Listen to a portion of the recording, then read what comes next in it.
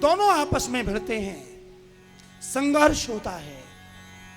कभी देवता जीतते हैं, कभी दैत्य। कभी अच्छे विचार जीत जाते हैं, कभी बुरे विचार। कभी सद्गुणों की विजय होती है, कभी दुर्गुणों की विजय होती है। मंथन होता है। दैत्यों के पास देवता जाकर हाथ जोड़ते हैं, कहते हैं बड़े भैया हम और आप एक ही पिता की संतान हैं। बहुत लड़े और लड़ने से शक्ति क्षीण हो गई। यदि हमारी और आपकी दोनों की शक्ति मिल जाए तो समुद्र में से अमृत निकाल सकते हैं और समुद्र में से जो संपत्ति निकलेगी उसे आधा आधा बांट लेंगे। भगवान ने देवताओं को पढ़ा के भेजा था, जैसे पढ़ाया देवताओं ने वैसा ही बोल दिया। दैत्यों की समझ में आई बात तो सही है, चलो क्या करना होगा? तो बोले समुद्र का मंथन करना होगा, और मंथन करने के लिए पहले मथानी चाहिए। मथानी मीन्स ड्रिल मशीन, रई, ड्रिल। अब समुद्र के लिए कोई छोटी मोटी रई तो काम आएगी नहीं, तो भगवान ने उपदेश दिया, जाओ मंदराचल पर्वत को लेकर के आओ। देवता और दैत्य दोनों मंदराचल पर्वत को लेने के लिए जाते हैं।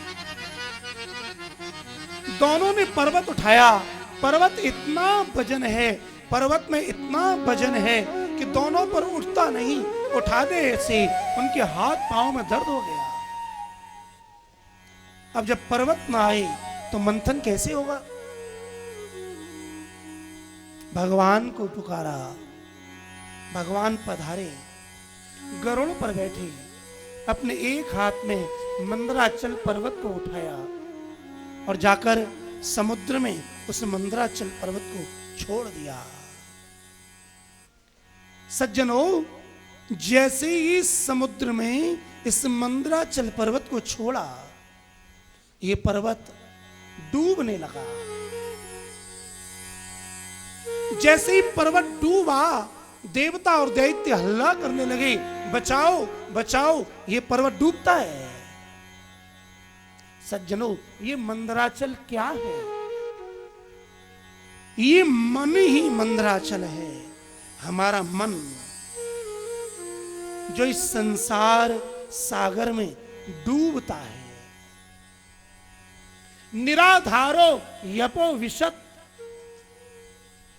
यदि मन को कोई आधार नहीं मिलता तो ये मन डूब जाता है। मन को बचाने के लिए, मन को टिकाने के लिए कोई ना कोई आधार चाहिए। मन चंचल है, कैसे टिकेगा? मन तो भगवान और भगवान के नाम पर ही टिकता है।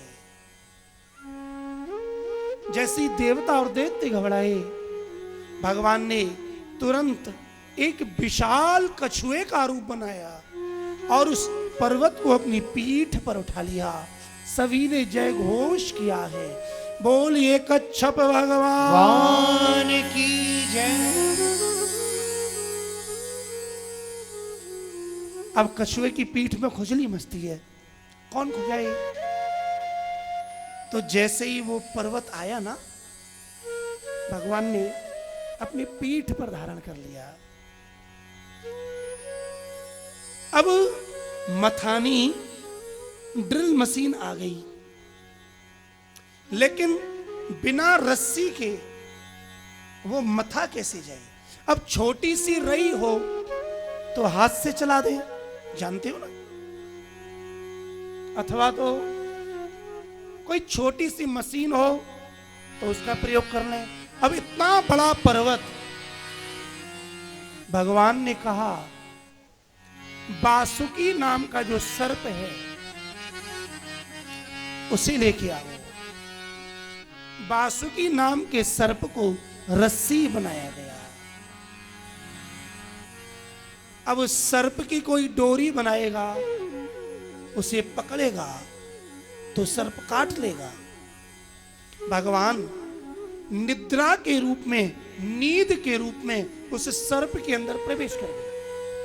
अब वो सर्प सो गया, उसे पर्वत पर लपेट दिया गया। पर्वत बीच में है, रस्सी बंधी हुई है, समुद्र में डाल दिया गया है। अब दोनों रस्सी के छोर सर्प की एक ओर मुख है और दूसरी ओर पूंछ है। देवताओं ने कहा चलो मंथन चालू करते हैं, और देवताओं ने जाके सबसे पहले उस सर्प के फन को पकड़ लिया। दैत्यों ने कहा अच्छा, हमसे चालाकी, हम जानते हैं सर्प की पूंछ अमंगल करने वाली होती है। तुम हमारा अरिष्ट चाहते हो, बुरा चाहते हो, तुमने मुंह पकड़ लिया और हमको पूंछ, हमें मंथन नहीं करेंगे। देवताओं ने कहा बड़े भैया नाराज क्यों होते हो, आप ही इस फन को पकड़ लो, हम पूंछ पकड़ लेंगे। वो मुस्कुराते हुए पूंछ की ओर चले गए और दैत्यों ने उस सर्प के मुख को पकड़ लिया। भगवान ने समझाया था जो दैत्य होते हैं ना, उनकी बुद्धि उल्टी होती है, जो कहोगे उसका उल्टा करेंगे। तो उन्होंने कहा देखो तुम्हें पूंछ पकड़नी है तो तुम जाकर के पहले फन पकड़ लेना। तो वो ये कहेंगे हमें तो फन ही पकड़ना है।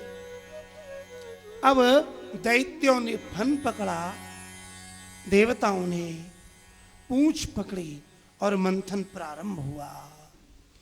मंथन करने में जब मंथन हुआ तो सर्प के अंदर जो जहर था वो जहर अग्नि के रूप में उसकी लपट उससे मुख से निकली, उसके फन से। और जब फन से अग्नि की लपट निकली तो जो दैत्य थे वो सब जलने लगे और जल करके सारे काले हो गए। देवता बोले भगवान आप धन्य हैं, यदि कहीं हम फन पकड़े हुए होते तो हम भी जो गोरे गोरे हैं वो काले हो जाते। भगवान को धन्यवाद दिया। मंथन करते हैं लेकिन कोई लाभ नहीं हुआ, थक गए, भगवान से प्रार्थना की। तब भगवान सहस्र भुजा लेकर एक नया रूप धारण करते हैं। बोलिए अजित भगवान की जय। और उस पर्वत के ऊपर बैठ जाते हैं। 5 से भुजा इधर, 5 से भुजा इधर, हजारों हाथों से स्वयं भगवान ही मंथन करते हैं। जब मंथन प्रारंभ हुआ तो जिस शिखर पर ठाकुर जी बैठे हुए हैं उनकी सुंदर शोभा का वर्णन व्यास महर्षि करते हैं।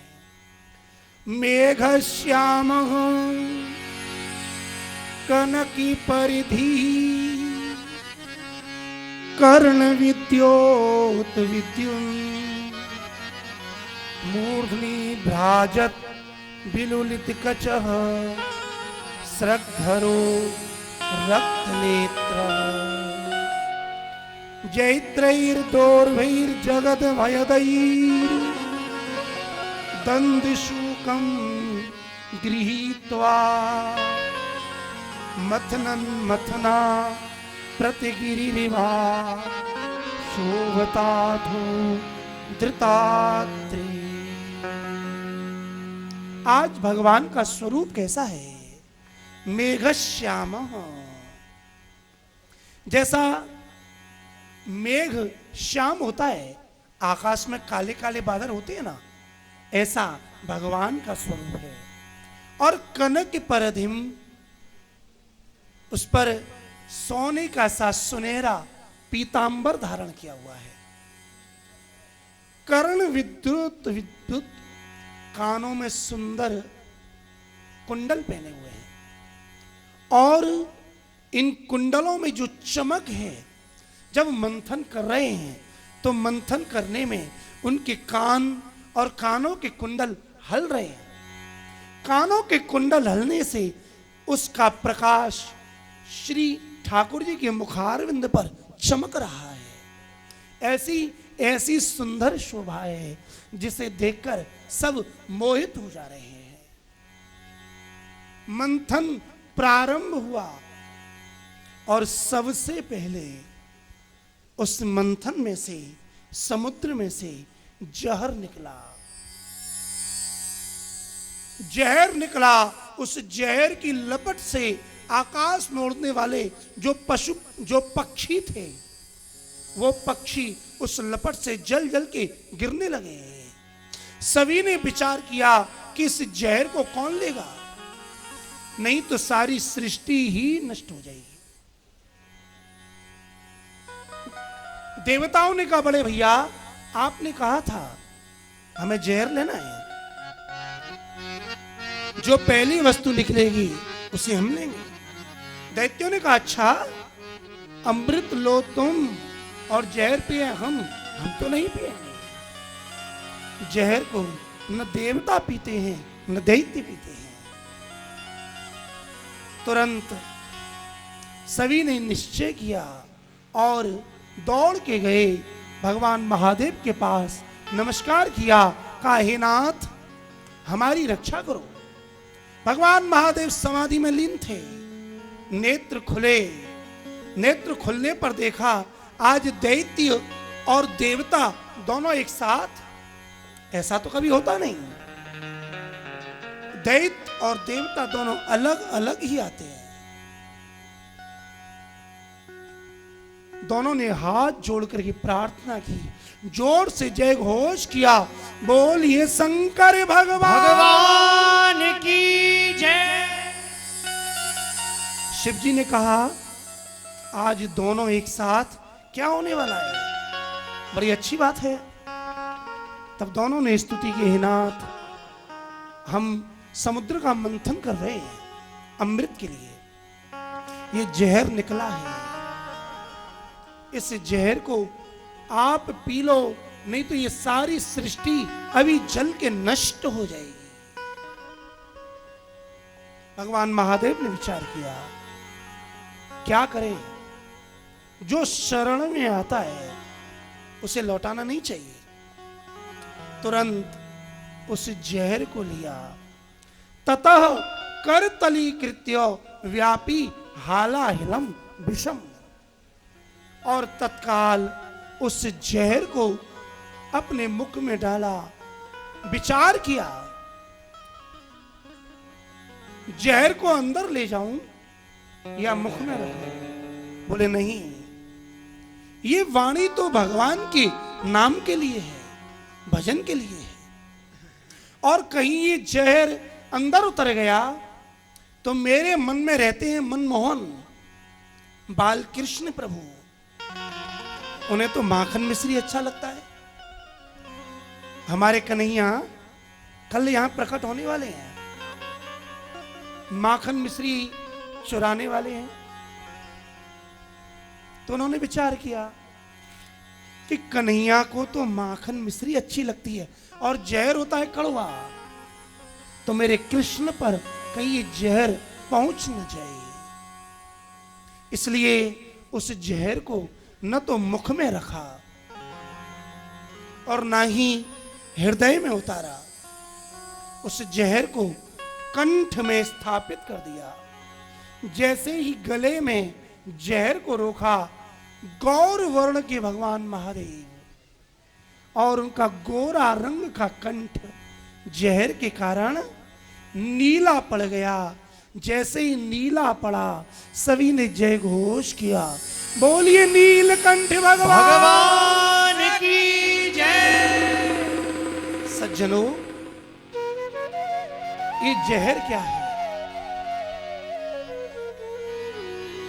जब हम धर्म के मार्ग पर कोई कार्य करने के लिए आगे बढ़ते हैं या कोई अच्छा काम करने जाते हैं तो पहले जहर ही मिलता है। ये अपमान ही जहर है।